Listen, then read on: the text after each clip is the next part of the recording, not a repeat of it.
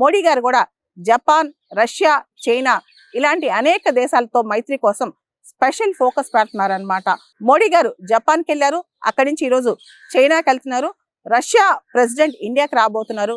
ఇవన్నీ కూడా ఇండియా ఏ విధంగా తన మిత్ర దేశాల్ని డైవర్సిఫై చేసుకుంటుంది, ఏ విధంగా తాను వాణిజ్యానికి వ్యూహాత్మకంగా ముందు కదలటానికి అడుగులు వేస్తుంది అనే దానికి ఇదే నిదర్శనం అన్నమాట. రష్యా అధ్యక్షుడు పుతిన్కి వెల్కమ్ చెప్పడానికి మొత్తం భారతదేశ యంత్రాంగం డిసెంబర్ కోసం ఎదురు చూస్తోంది. రష్యా దేశం భారతదేశానికి ఎంత క్రెడిబుల్ పార్ట్నర్ అనేది మనకు అర్థమవుతుంది.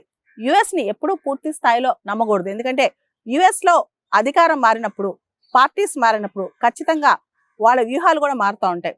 మాజీ అమెరికన్ డిప్లొమాట్ హెన్రీ కిస్సింగర్ చెప్పినట్లు, అమెరికాకి శత్రువు అయితే డేంజరస్, అమెరికాకి మిత్రుడైతే మరీ డేంజరస్. అమెరికా శత్రువు అయితే ఏదో ఒక రోజుకి బతికి బట్టగట్టగలడేమో కానీ అమెరికాకి మిత్రుడైతే మాత్రం అమెరికా శాపం, అమెరికా ఆగ్రహం, అమెరికా యొక్క అన్సర్టనిటీకి బలికాక తప్పదని దాని అర్థం.